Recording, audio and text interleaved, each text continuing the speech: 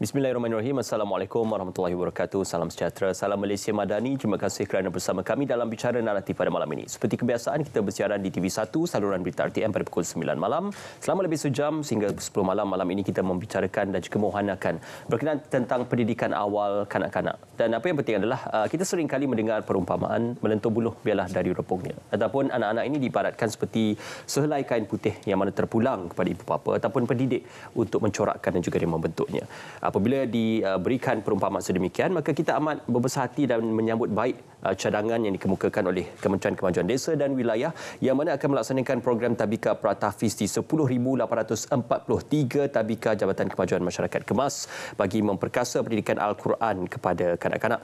Dan juga Yang Berhormat Menterinya, Datuk Seri Dr. Ahmad Zahid Hamidi berkata kurikulum sedia ada akan dikukuhkan dengan ilmu akidah, ibadah, solat dan keagamaan.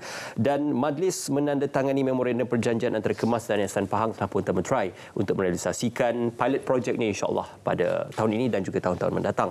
Untuk kita bercakap lebih lanjut tentang Pratahfiz Kemas membina generasi masa hadapan bersama dengan saya dan amat mengalu-alukan berbesar hati bersama dengan kita adalah Datuk Ahmad Kamal Idris Muhammad Nawawi, Ketua Pengarah Jabatan Kemajuan Masyarakat ataupun Kemas. Terima kasih Datuk bersama kami. Alhamdulillah. Saya membesar dengan Kemas Datuk. Alhamdulillah. Saya berbesar hati dapat sekali lagi membawa agenda Kemas kepada pendidikan awal kanak-kanak. Terima kasih Datuk bersama dengan kami. Juga bersama dengan kita Tuan Haji Muhammad Lafzul Muda, Ketua Pegawai Eksekutif Mahat Tahfiz Negeri Pahang. Apa khabar Tuan Haji? Baik, terima kasih. Alhamdulillah. Terima kasih bersama dengan kami.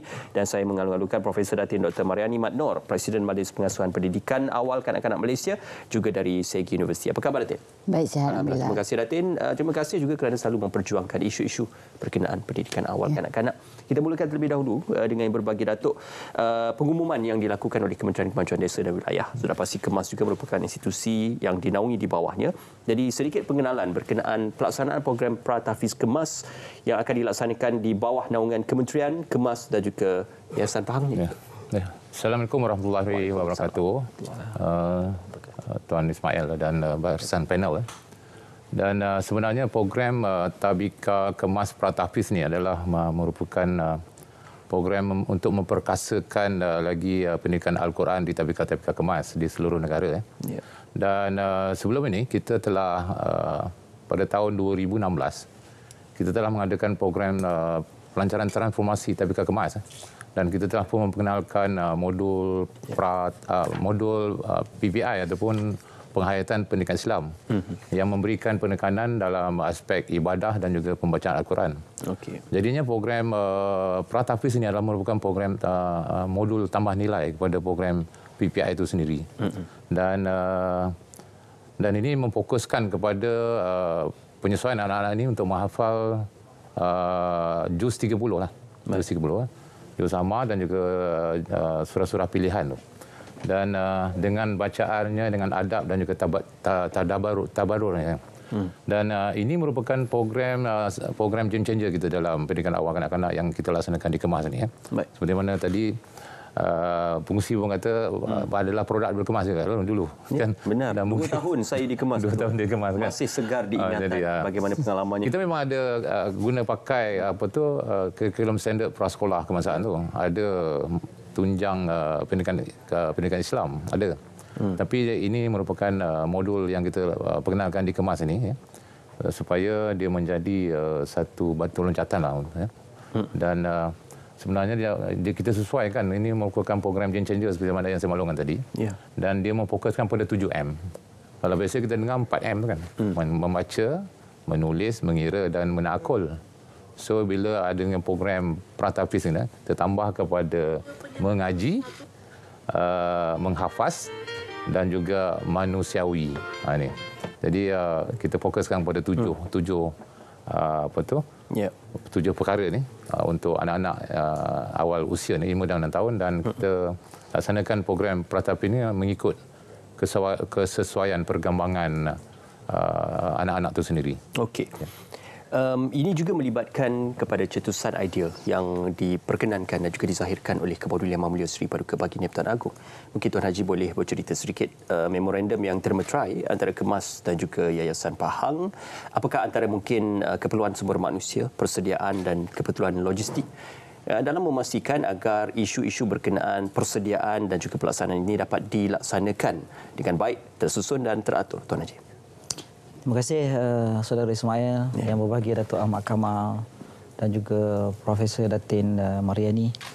Pertama sekali saya izinkan saya untuk merafak sembah menjunjung kasih ke sisi kebawah duli Yang Maha Mulia Seri Paduka Baginda Yang di-Pertuan Agong atas limpah perkenan kebawah duli tuanku sebagai penaung diraja kepada Mahat Tahfiz Negeri Pahang sejak lebih daripada 15 tahun. Sebagai sedikit pengenalan Ismail, bagi yang mungkin pertama kali mendengar mengenai Mahat Tahfiz Negeri Pahang ni, kami merupakan sebuah institusi pendidikan tahfiz milik Yayasan Pahang yang dipengerusikan sendiri oleh Yang Amat Berhormat Menteri Besar Pahang. Dan rangkaian pendidikan kami terdiri daripada 21 buah cawangan tadika tahfiz, sebuah sekolah rendah tahfiz, 2 buah sekolah menengah tahfiz ataupun mahat tahfiz, serta sebuah kampus yang menjalankan program diploma tahfiz dengan kerjasama Darul Quran Jakim. Okey.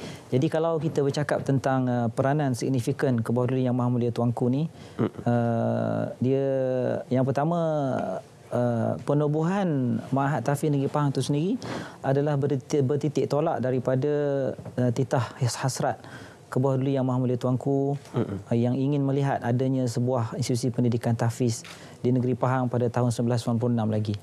Kemudian penubuhan tadika tahfiz sendiri pada tahun 2018 adalah bermula dengan satu buah bangunan kurniaan kebawah duli Yang Maha Mulia Tuanku di Pulau Serai Pekan, dan kemudian Tuanku mengurniakan sebuah lagi bangunan di Kota Sas Kuantan yang memungkinkan kita untuk berkembang sehingga sekarang ni kita ada sebanyak 21 cawangan di seluruh negeri Pahang. Dan seperti mana yang kita dapat lihat baru-baru ni, bagaimana kebawah duli Yang Maha Mulia Tuanku sendiri telah pun berkenan berangkat ke majlis memeterai MOA di antara Kemas dan juga Yayasan Pahang. Jadi begitulah yang dapat saya gambarkan bagaimana prihatin dan ambil beratnya kebawah duli Yang Maha Mulia Tuanku terhadap institusi tahfiz serta perkembangan pendidikan Islam khususnya di negeri Pahang.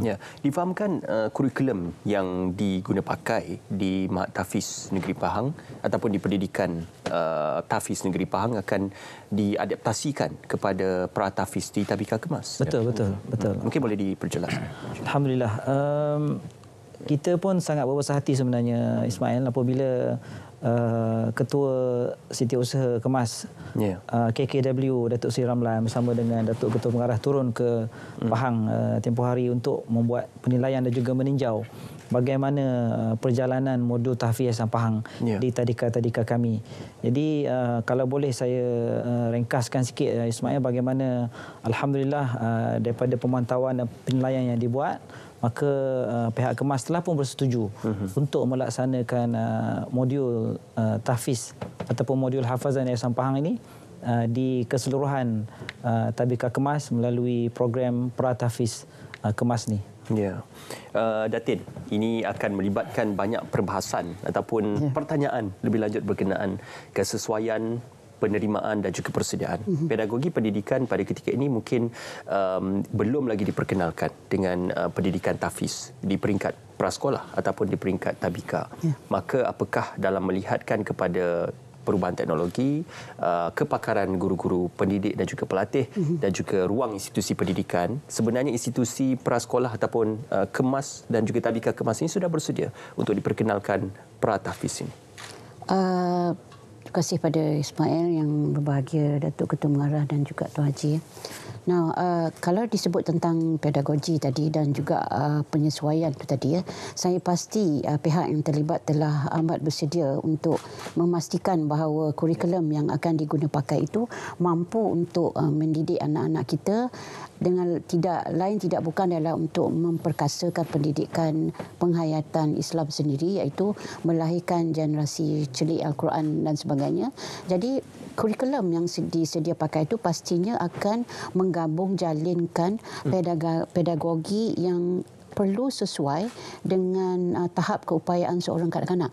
Kita tahu kanak-kanak yang usianya dalam 4, 5, 6 tahun atau 5 tahun ni adalah kanak-kanak yang sangat aktif, kanak-kanak yang sangat lasak dan mereka tidak mahu duduk diam. Jadi bayangkan kalau kita nak guna pakai kaedah hafalan dan sebagainya hanya dengan duduk diam saja. Dan saya pasti mereka telah menyediakan kurikulum dan pedagogi yang sesuai dengan yang kita lebih ala kepada hands on. Mereka lebih sukakan pergerakan. Mereka lebih sukakan kemungkinan tarian, yang mana tarian ini bermakna tarian ini lebih kepada fun learning. Jadi apa yang boleh saya katakan adalah pedagogi yang diguna pakai itu saya pasti lebih kepada didik hibur. Didik hibur bukanlah maksudnya nak mencari hiburan sepanjang masa, tidak tetapi lebih kepada bermatlamatkan bahawa anak-anak ini ataupun murid-murid ini akan mendapat ilmu yang ingin diberikan itu tidak lain tidak bukan adalah dikatakan hafazan tersebut. Ya, kita tahu di peringkat pra ada yang masih belum boleh membaca. Tetapi apabila kita sebut menghafal, tidak semestinya perlu boleh membaca terlebih dahulu. Dia boleh menggunakan pendengaran iaitu audio. So apabila dia telah boleh menggunakan audio tersebut, boleh menghafal dengan pergerakan gaya pergerakan yang sebagainya. Kita ada banyak. Contohnya yang terkini kalau saya tak silap kita ada kaedah Al-Baghdadi, kaedah ketuk-ketuk. Itu semua adalah merupakan kaedah yang mungkin orang luar akan pakai, tapi saya pasti pihak Tahfiz Kemas mereka telah bersedia dengan segala pedagogi yang memang sesuai dengan acuan siapa kanak-kanak 5 hingga 6 tahun ini. Okey, seketika nanti saya akan bertanya juga berkenaan tentang perubahan semasa yang berlaku. Dari segi mungkin kita sudah melihat ada yang peringkat usia 5 tahun kanak-kanak sudah mula membaca, mengira dan juga menulis. Dunia sudah berubah. Jadi mungkin kesesuaian itu perlu diterjemahkan dalam penerimaan dan keperluan anak-anak. Datuk, apakah dengan pengenalan Tahfiz Kemas ini dianggap sebagai islamisasi kepada institusi Tabika Kemas itu sendiri, Datuk?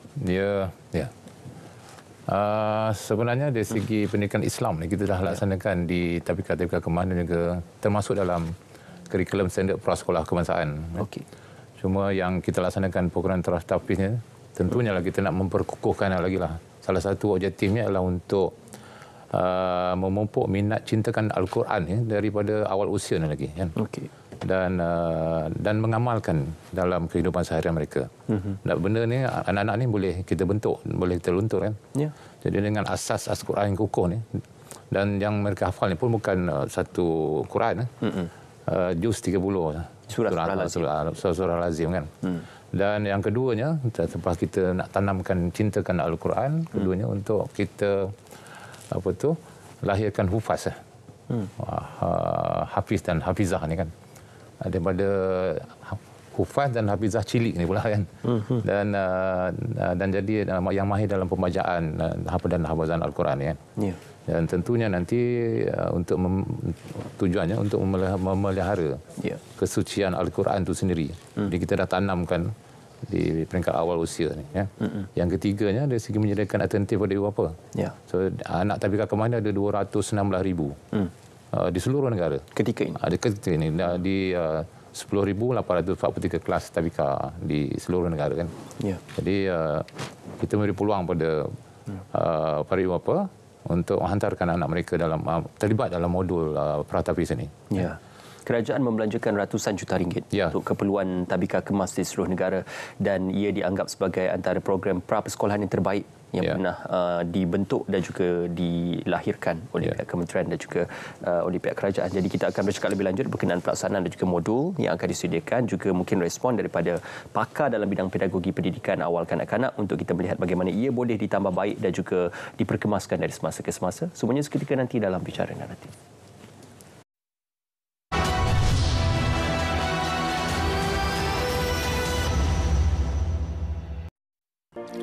Kemahiran ICT tertinggi penggunaan komputer. Seramai 94.8 individu lebih gemar menyalin atau memindahkan fail atau folder. 93.2% menunjukkan individu menggunakan teknik menyalin atau menampal untuk pendua atau memindahkan maklumat di dalam satu dokumen. 78.7% pula menunjukkan individu lebih kepada proses menghantar email beserta fail. Sebanyak 76.0% lebih kepada menghubungkan dan memasang peranti baru. Bagi 74.4% menunjukkan aktiviti memindahkan fail di antara komputer dan peranti mudah alih.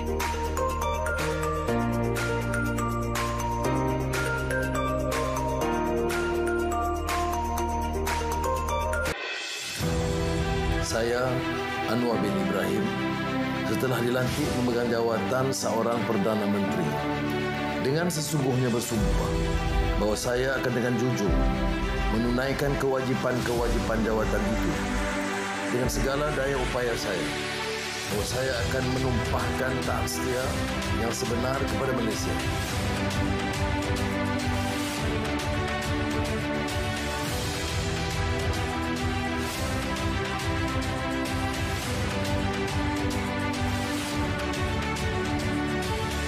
Madani turut menetapkan 7 penanda aras sebagai sasaran jangka sederhana yang mahu dicapai sebelum 10 tahun.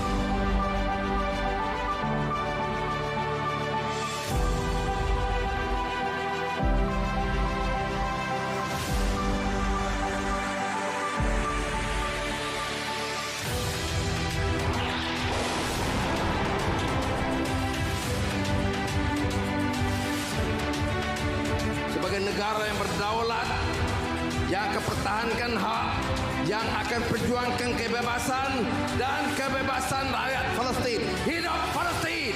Dengan mandat yang ada, tahun ini kita akan mula dengan lebih tegas dan lebih jelas untuk membangunkan ekonomi negara dan keras menghadapi tangan dan rintangan.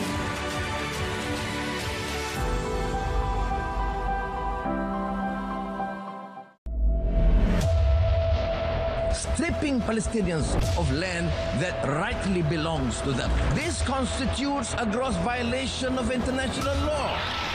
There is also flagrant hypocrisy. Kalau dunia tidak berupaya, ialah dunia mengizinkan pembunuhan ramai-ramai.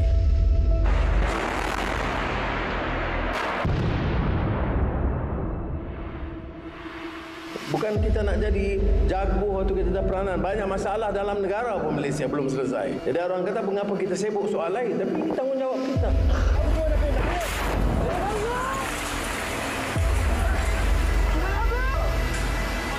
Sebab itu saya ambil waktu menemui sebanyak mungkin tokoh-tokoh daripada GCC tadi.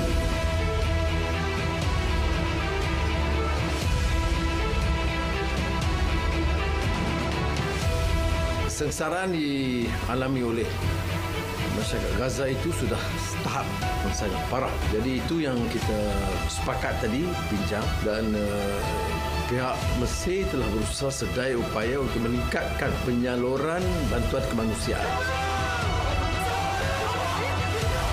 Sebagai negara yang berdaulat, yang akan pertahankan hak, yang akan perjuangkan kebebasan dan kebebasan rakyat Palestin. Hidup Palestin! Hidup Palestin! Hidup Palestin! Palestin merdeka!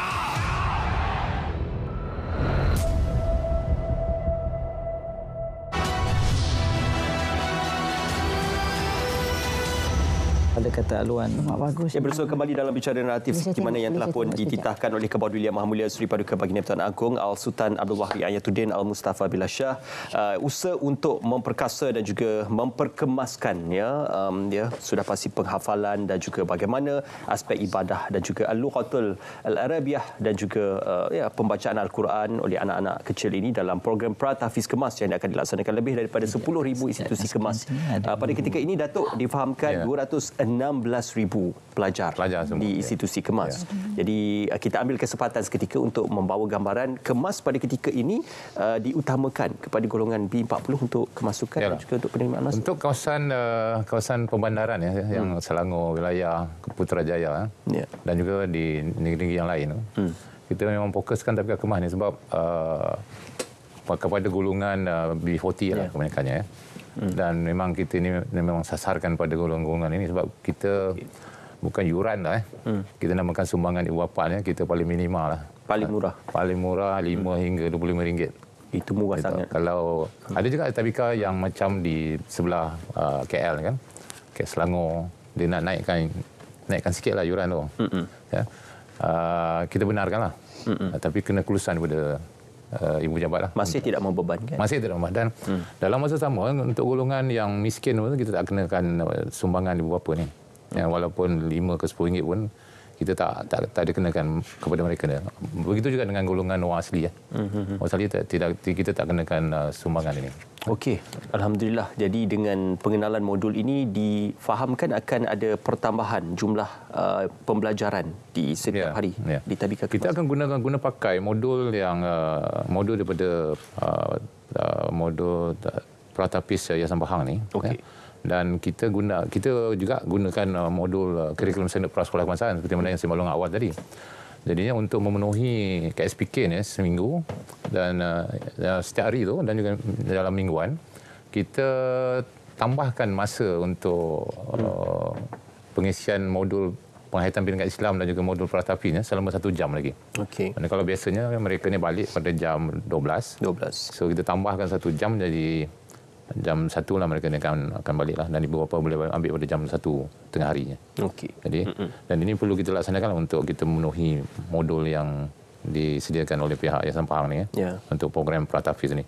Tapi sebelum ini pun selepas tahun 2016 seperti mana yang saya maklumkan awal tadi, sampai kita melancarkan transformasi program Tabika Kemas ni, dan kita memperkenalkan modul PPI tadi tu.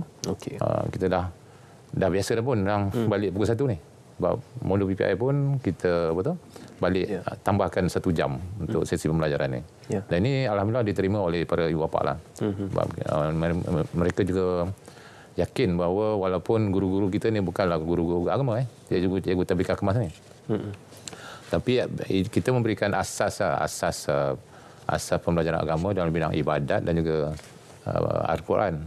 Tapi bila ada modul yayasan Pratapis ni lagi kukuh lah dari segi mengajar Al-Quran atau penghafazan ni di kalangan anak-anak Tabika Kemas nanti, insya-Allah. Sekurang-kurangnya ia membawa gambaran asas pengenalan Al-Quran itu diperkemaskan. Tuan Haji, alang-alang Datuk menyebut berkenaan modul yang akan diperkenalkan, kita bawakan terus antara modul yang digunakan dan bakal diperkenalkan di Tabika Kemas. Jadi ada 4 buku saya lihat semuanya. Apa modul-modul yang terkandung? Mungkin boleh Terima kasih Ismail. Soalan yang sangat menarik dan memang saya pertama mungkin saya boleh mulakan dengan satu firman Allah Subhanahu Wa Taala dalam surah Al-Qamar. Allah Subhanahu Wa Taala berfirman, "Walaqad yassarnal Qur'ana lidzikri fahal min muddakir." Jadi ayat ini Allah Subhanahu Wa Taala memberi jaminan kepada kita bahawa Al-Quran ini telah aku mudahkan untuk kamu baca, untuk kamu hafal dan juga untuk kamu faham. Jadi kita mesti berpegang dan juga yakin dengan apa yang Allah Subhanahu Wa Taala telah sebutkan dalam surah Al-Qamar. Itu yang pertama. Yang kedua, kalau boleh saya ringkaskan berkenaan dengan modul hafazan Yayasan Pahang ni, dia adalah gabungan daripada VAK Learning Styles, melibatkan visual, auditory dan juga kinestetik.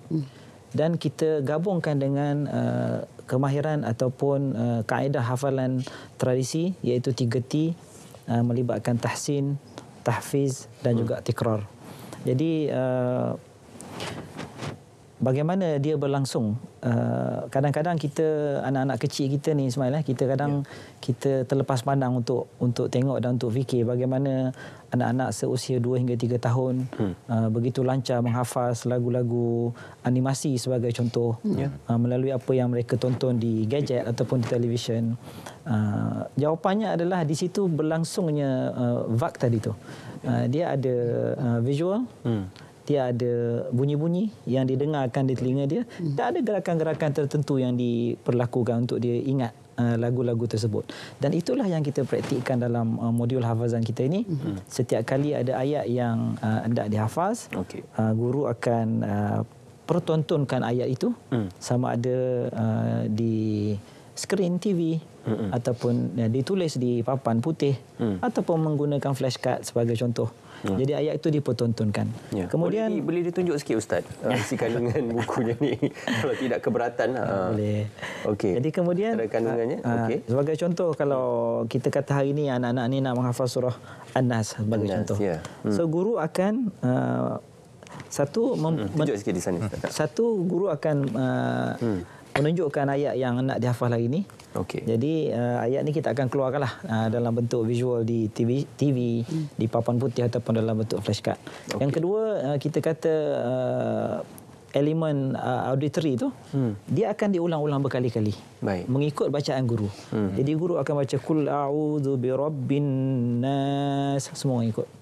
Sebab kita tahu di tadika kanak-kanak seawal usia 4-5 tahun ni kebiasaannya belum berkemampuan untuk membaca Al-Quran lagi. Jadi dia betul-betul akan ikut apa yang guru dia baca. Meniru. Dan kita sertakan dengan gerakan pula bagi memenuhi keperluan ataupun nature seorang kanak-kanak tu. Dia tak boleh duduk dia macam pelajar dewasa menghafal kan. Menghadap Al-Quran di depan guru gitu tak. So ada beberapa elemen menyeronokkan dan juga bermain di situ. Sebagai contoh kita sediakan stick aiskrim di depan dia. Setiap kali diulang sekali dikeluarkan stick aiskrim seorang sekali. Kemudian diulang lagi sekali masukkan balik stick aiskrim di dalam cawan yang disediakan. So elemen-elemen begitu kita gabungkan untuk menjadikan dan merealisasikan modul hafazan ini sesuai dan cocok dengan kanak-kanak seawal usia 4, 5 dan juga 6 tahun. Supaya mereka juga menghargai dan juga tidak kata bosan dalam sesi pembelajaran tersebut. Datin, tadi Tuan Haji dah menyebutkan visual, auditory dan kinestetik. Apa Datin optimis melihatkan kepada sesi pembelajaran dan juga pengajaran ini akan memberi kelebihan kepada anak-anak ini dari sudut EQ dan IQ-nya? Saya rasa apabila Tuan Haji sebut tadi kalau saya jadi kanak-kanak, saya akan terus membaca. Saya akan suka kepada ini apa yang telah didedahkan tadi, baik konsep VAK iaitu visual, audio dan juga kinestetik.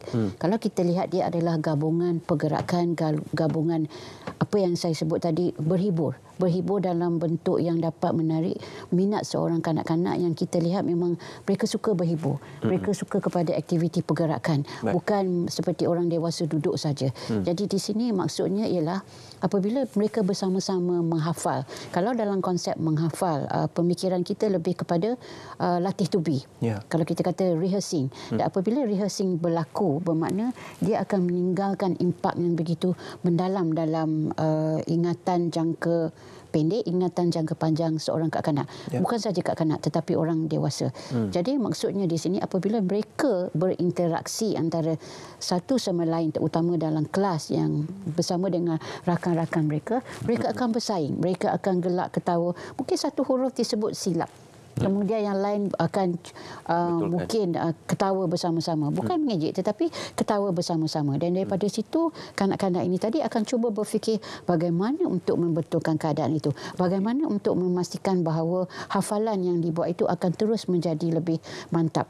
Jadi pengalaman berinteraksi antara kanak-kanak dengan kanak-kanak yang lain ini akan memupuk perasaan orang kata efektif.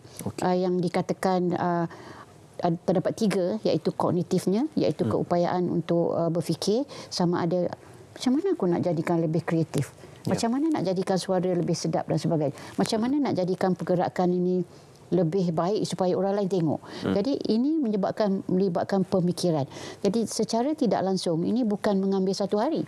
Ini mengambil masa yang begitu lama. Jadi pengumpulan aktiviti melalui pengalaman-pengalaman VAK ini, visual, audio dan juga kinestetik, bersama dengan orang kata kreatifnya seorang guru itu, ekosistem yang baik dan sebagainya, saya pasti ini dapat melahirkan kecerdasan emosi seseorang kanak-kanak. Pastinya dalam proses PDP atau pengajaran dan pembelajaran itu berlaku emosi-emosi yang pelbagai. Dan apabila ada guru yang boleh memantau, maka dia akan dididik untuk mempunyai daya ketahanan yang tinggi, yang mana kecerdasan emosi itu adalah di tahap yang baik. Sementara dalam aspek IQ, iaitu kemahiran ataupun kita kata kecerdasan intelektual, apatah lagi kerana tadi yang berbahagia Datuk ada sebut 7M.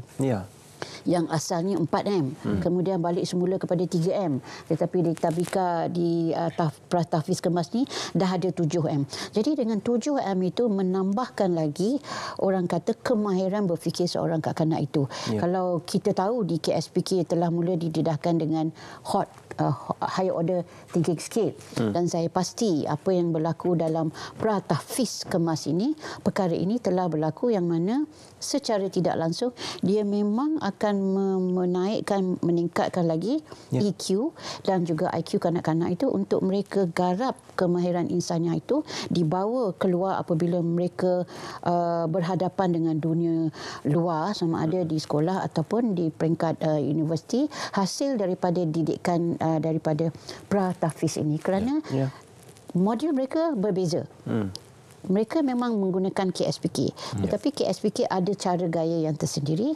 Pratahfiz Kemas ini menambah nilai. Maksudnya nilai tambah itu yang kita nak capai. Cuma sekarang ini ialah kesediaan seorang kanak-kanak itu dan kesediaan ibu bapa untuk menghantar anak-anak itu. Dan saya pasti tadi yang berbahagia Datuk ada sebut Q. Nak masuk tabika kemas pun Q. Jadi mereka berlumba-lumba. Kerana mereka percaya dan yakin bahawa pendidikan hafazan hafalan Quran ini memang baik. Bukan mungkin kalau ada orang yang melihat atau mendengar, macam mana kanak-kanak boleh hafal? Tadi Tuan Haji ada sebut. Kita tengok kanak-kanak bila menonton 2-3 tahun animasi, lagu-lagu yang didendangkan di YouTube dan sebagainya, mereka boleh menghafal. Jadi apatah lagi kalau kita dengar, kalau kita berikan mereka audio untuk mereka dengar, kinestetik untuk mereka gayakan ikut penampilan mereka, dan juga dikatakan video yang ditonton itu tadi memang banyak memberi segala pengetahuan, pengalaman untuk ke arah EQ dan IQ tersebut. Mungkin melagukan ayat-ayat suci Al-Quran. Melagukan dengan alunan-alunan yang mereka rasa sedap didengar. InsyaAllah. Ayat pertama yang diperturunkan di Al-Quran ialah untuk kita membaca. Bacalah. Maka seawal usia anak-anak ini seharusnya kita mengajar anak-anak kecil ini untuk membaca Al-Quran. Seketika nanti kita akan berbicara kembali dalam Bicara Naratif.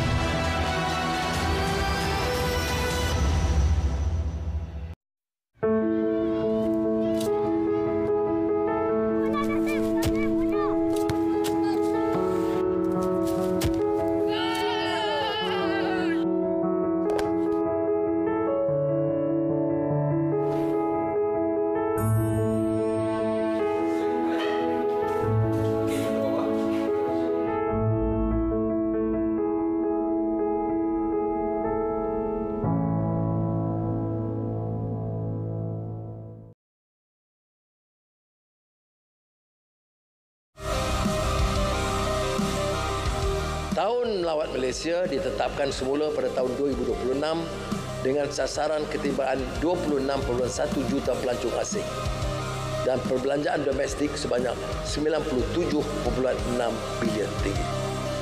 350 juta ringgit bagi merancangkan promosi dan aktiviti pelancongan supaya Malaysia kembali sebagai destinasi pelancongan pilihan utama. Ini termasuk kempen Melawat Malaysia, kerjasama industri dan aktiviti promosi, pengenjoran acara pelancongan, bantuan kepada lebih 200 penggiat kebudayaan yang menganjurkan aktiviti seni dan budaya, geran padanan penerbangan charter, dan dana kepada Pusat Pelancongan Islam ITC untuk membangun industri pelancongan mesra Muslim di Malaysia.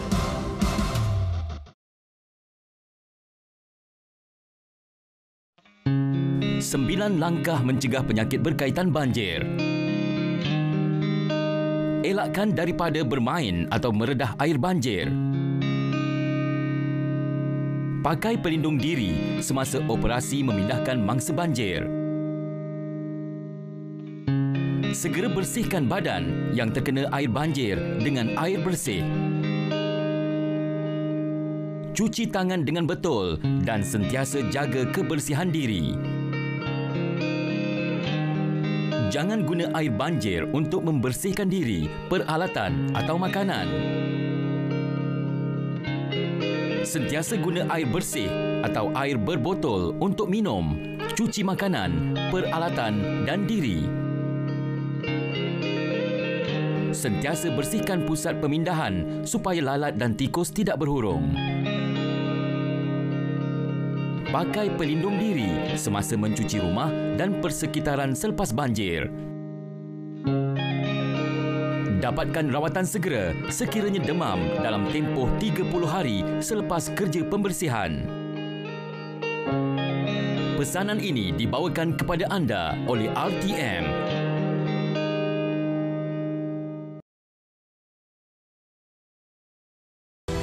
Saya, Anwar bin Ibrahim, setelah dilantik memegang jawatan seorang Perdana Menteri, dengan sesungguhnya bersumpah bahawa saya akan dengan jujur menunaikan kewajipan-kewajipan jawatan itu dengan segala daya upaya saya, bahawa saya akan menumpahkan taat setia yang sebenar kepada Malaysia.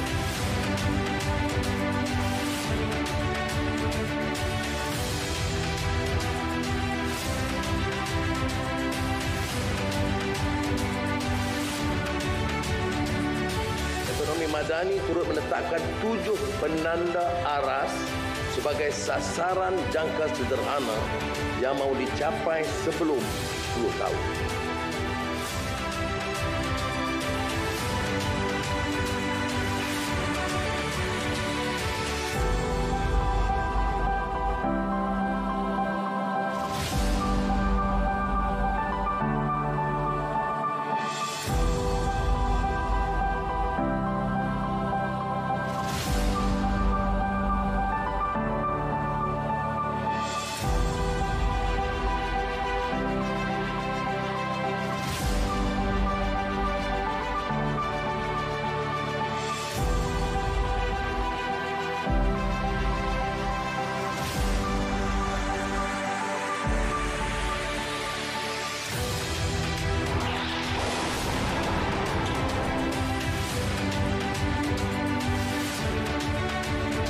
Negara yang berdaulat, yang akan pertahankan hak, yang akan perjuangkan kebebasan dan kebebasan rakyat Palestin. Hidup Palestin!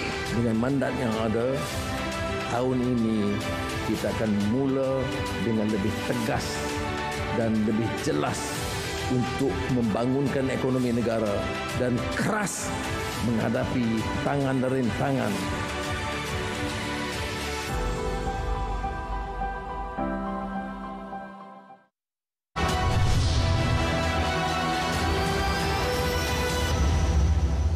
Bersua kembali menyambut baik dan juga menyahut seruan untuk melaksanakan pratahfiz di institusi kemas ataupun tabika kemas.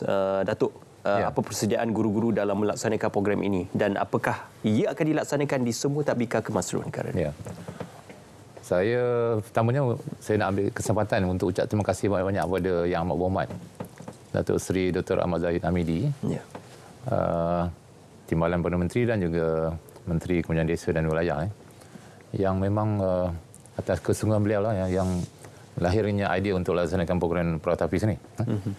Dan kita dah mulakan dengan sesi libat urus pada bulan Mei yang lalu. Yang Amat Berhormat Datuk Seri sendiri yang jadi key person lah yang menyampaikan amanat pada masa itu, yang dihadiri oleh seramai 100,000 orang, ibu bapa masa itu.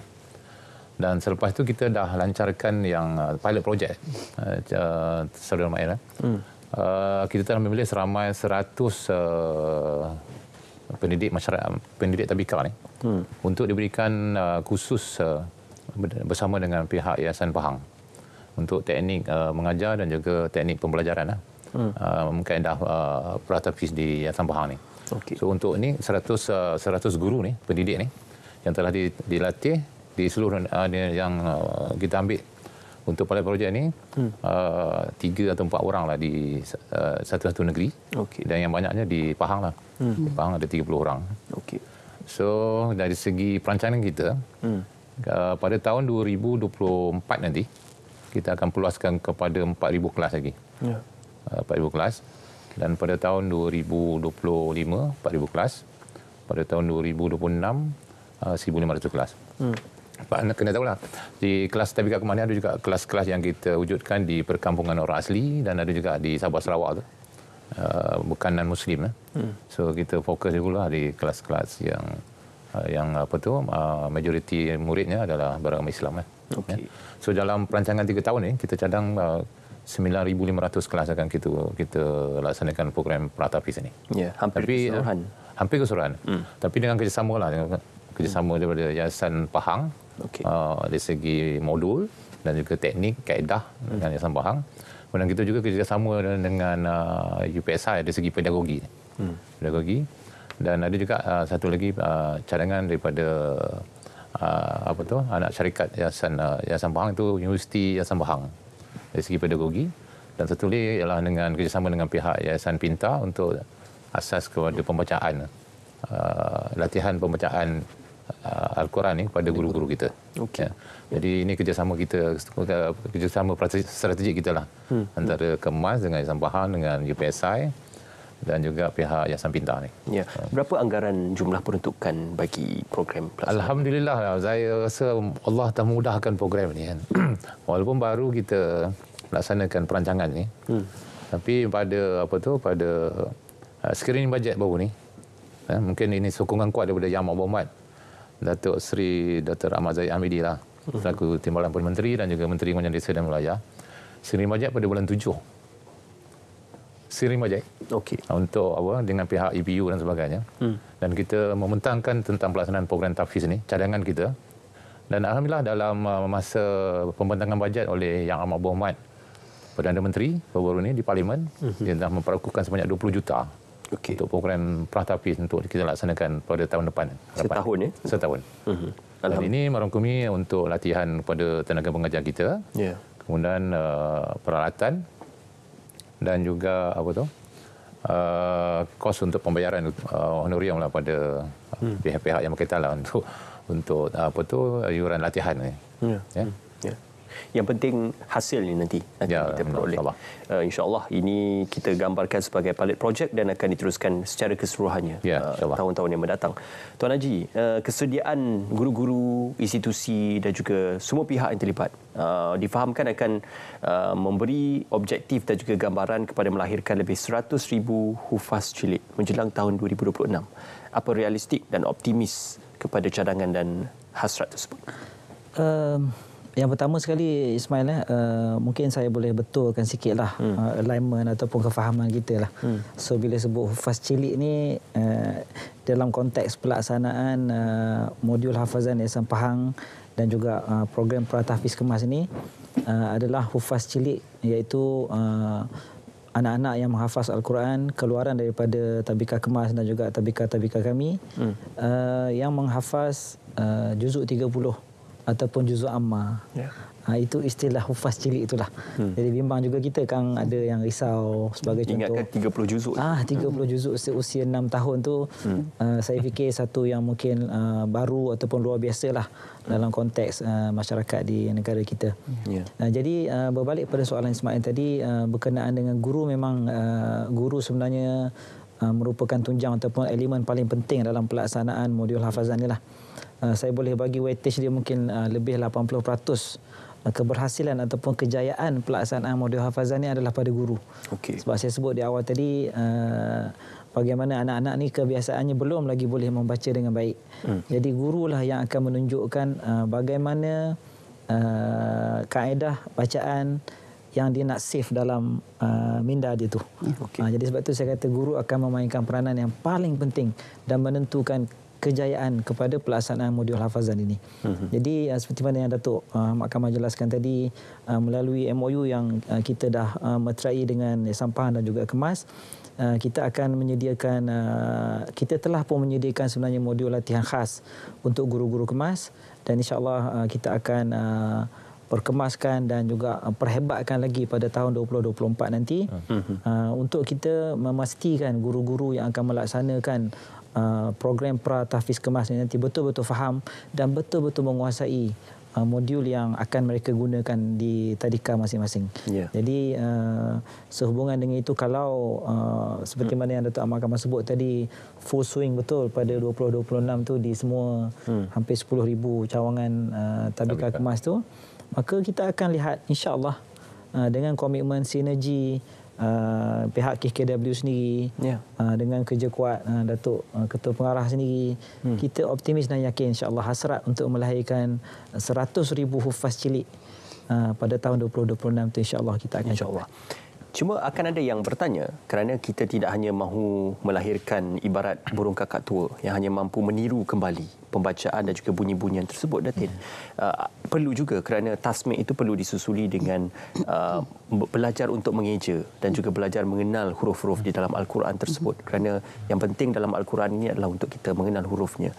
Apa sudah bersedia anak-anak 5 dan 6 tahun dalam membaca, mengeja dan juga mengenal Al-Quran, bukan hanya mengulang kembali bunyi-bunyian di dalam? Dia sama seperti anak-anak yang baru masuk tadika, yang mana mereka masih belum mungkin mengenal huruf A, B, C ataupun 1, 2, 3. Jadi analoginya sama seperti apabila mereka perlu belajar tentang jawi, alif, bata dan sebagainya. Jadi ini adalah satu dikatakan satu situasi yang mana kita pelbagaikan apa yang anak-anak ini perlu belajar, kerana 6 tahun yang pertama, terutama 5 dan 6 tahun itu adalah proses di mana mereka dah mampu untuk belajar sesuatu itu dengan lebih cepat berbanding dengan orang-orang dewasa kita. Sebab itu cara gaya apa yang telah ditekankan dalam pendidikan pratafis ini memang dikatakan satu perkara yang sudah sampai masa kita lihat satu kelainan. Memang kita ada pendidikan di prasekolah, ya. Tapi sebelum ini kita mungkin dah ada pendidikan pratafis. Tapi sekarang ini kita dah ada modul yang disediakan, yang telah disediakan yang begitu, yang saya dah lihat dah dengan begitu rapi sekali dengan warna-warna. Jadi ini semua adalah antara elemen-elemen yang menjadi minat kanak-kanak itu. Jadi apabila kita katakan pendidikan ini sama ada boleh menarik minat kanak-kanak untuk mengenal huruf dan sebagainya, sudah pasti. Kerana pedagoginya berbeza. Boleh digunakan pedagogi yang kita baru bincang tadi, iaitu menggunakan VAK, iaitu visual, audio dan juga kinestetik. Dia memberi kesan pada tingkah laku pembelajaran kadang-kadang? Ya, pastinya dia memberi kesan pada tingkah laku, kerana anak-anak ini tidak berseorangan. Mereka akan bersama dengan rakan-rakan lain. Dua perkara yang kita perlu lihat di sini. Iaitu yang pertama ialah kaedah pedagoginya. Bagaimana pedagoginya yang akan diguna pakai. Tadi sebentar di awal tadi saya sebut didik hibur. Dan pastinya didik hibur itu menggunakan gabungan visual, audio dan juga kinestetik. Dan yang kedua ialah hubungan di antara guru, pendidik dan juga anak-anak itu. Perlu ada proses interaksi yang telus. Perlu ada interaksi 2-3 hala. Kalau dulu zaman saya dahulu, komunikasi satu hala. Cikgu cakap kita dengar. Tapi buat masa sekarang ini dengan adanya VAK, dengan adanya kaedah pedagogi yang pelbagai, tidak lain tidak bukan ialah untuk memastikan bahawa mereka dapat menghafal tersebut, mereka kenal huruf, mereka tahu bunyi, dan pastinya apabila telah mereka dapat menghafal, guru yang telah didedahkan dengan pendedahan yang begitu mungkin unik dalam kaedah pendekatan pratafis ini, pastinya dalam hafalan itu mereka telah memahami maksud tersebut. Jadi bukan dengan kata telah mengenal huruf jawi, bukan saja dah boleh membaca, boleh menulis, tetapi juga ini yang kita katakan lahirnya generasi celik akal, atau lahirnya generasi yang dikatakan celik Al-Quran yang tuntas ilmu dunia dan juga akhirat. Ya, memulakan minat anak-anak kecil ini kepada Al-Quran. Itu yang paling penting seawal usia 5 hingga 6 tahun untuk memudahkan urusan mereka kemudian hari dan juga untuk pembacaan sewaktu ketika solat, insya-Allah.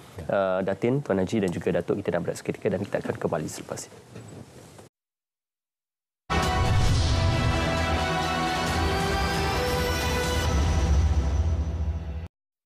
Berikut adalah langkah-langkah persiapan sebelum banjir untuk 3 golongan berisiko tinggi.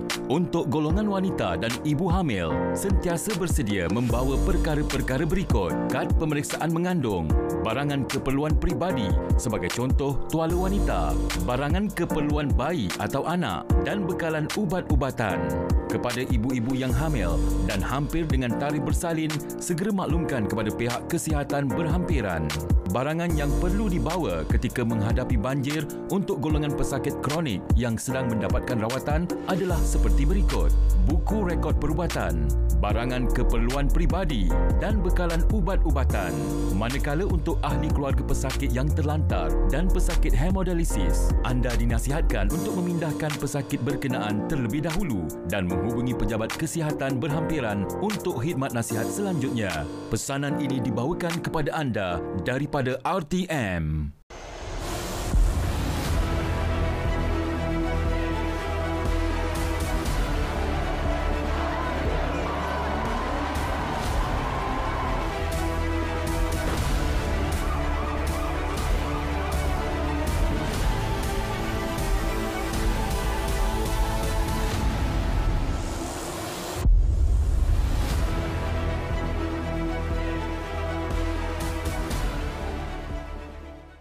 Siren amaran awal banjir ialah sistem pengesan kenaikan aras air secara automatik. Sistem ini dilengkapi dengan pembesar suara akustik, sistem pemantauan bersepadu dan menggunakan sistem solar sepenuhnya. Selain itu, ia juga berupaya memberi arahan daripada Pusat Kawalan Program Ramalan dan Amaran Banjir Negara ke stesen siren dengan kaedah voice activation. Keupayaan bunyi siren ini boleh menjangkaui 1 hingga 2 kilometer bergantung kepada keadaan topografi setempat. Terdapat 2 jenis siren. Pertama, bunyi siren amaran.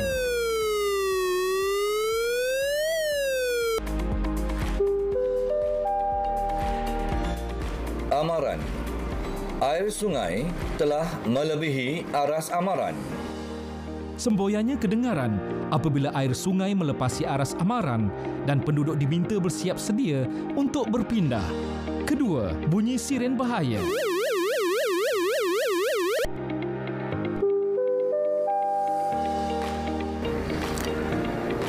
Bahaya. Air sungai telah melebihi aras bahaya. Ia diaktifkan setelah air sungai melepasi aras bahaya dan penduduk diminta untuk berpindah serta-merta. Sistem siren amaran awal banjir memberi manfaat kepada masyarakat bersiap siaga menghadapi bencana banjir.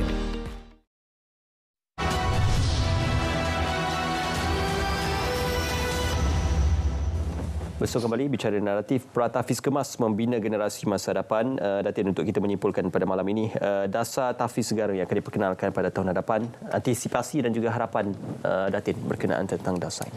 Okey, untuk dasar pendidikan tahfiz berapa 2.0 Ya, 2.0. Apa yang saya harapkan ialah kita semua tahu bahawa kita ada falsafah pendidikan negara. Kita ada juga, kalau kita sebut tentang pra-tahfiz ini, kita juga ada falsafah pendidikan pra, dan pastinya dengan tujuan dan juga visi misi pra-tahfiz ini, saya pasti anak-anak yang celik akal dapat dilahirkan, anak-anak yang dapat dilahirkan dalam generasi untuk menghayati pendidikan Islam itu saya pasti dapat dilahirkan. Dan sehubungan dengan itu juga perlunya ada satu ekosistem yang pintar. Ekosistem yang pintar dalam mana dapat mendidik anak-anak pra-tahfiz ini bukan sahaja dapat menghafal dan sebagainya, tetapi dapat juga mendidik mereka untuk keseimbangan sasiah mereka, untuk keseimbangan akademik mereka. Kita tahu bahawa kadang-kadang melalui hafalan ini dapat mempertajamkan lagi ingatan mereka untuk mencapai akademik atau apa sahaja dengan lebih baik lagi. Dan saya mungkin nak ulang lagi sekali, semoga dapat melahirkan generasi yang celik akal, celik Al-Qurannya, yang saya sebut lagi sekali juga yang tuntas ilmu dunia dan juga akhirat, insya-Allah. Okey, insya-Allah. Tuan Haji, kisah kejayaan program Pratafis ini untuk diterjemahkan dalam pengenalan program Pratafis Kemas. Alhamdulillah, Ismail, kami di Pahang sangat bertuah sebenarnya apabila kami telah pun memiliki satu rangkaian ataupun a complete cycle of pendidikan tahfiz lah. Yang saya sebutkan tadi, daripada tadika sehinggalah ke menengah dan juga pendidikan tinggi. So kalau kita tengok kerisauan biasanya orang adalah apabila anak-anak yang menghafaz Al-Quran ni, bagaimana pula dengan nasib akademik mereka dan bagaimana pula dengan nasib syakhsiah dan juga core curriculum mereka. Alhamdulillah di sekolah kami sebagai contoh untuk peringkat SPM sebagai contoh Ismail. Alhamdulillah kami telah pun 10 tahun berturut-turut sebagai sekolah terbaik di Pahang dalam SPM. Dan GPS SPM terbaru kami adalah 1.20 SPM pada tahun 2022 yang lalu.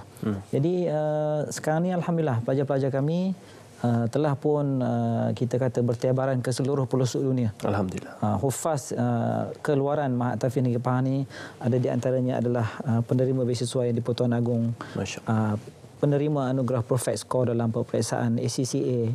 Ada yang sedang membuat Actuary Science di Michigan State University, MSU, di Warwick membuat Economic Study di UCL dan juga di Wisconsin Madison, buat medik di Cardiff, engineering di Germany dan banyak lagi.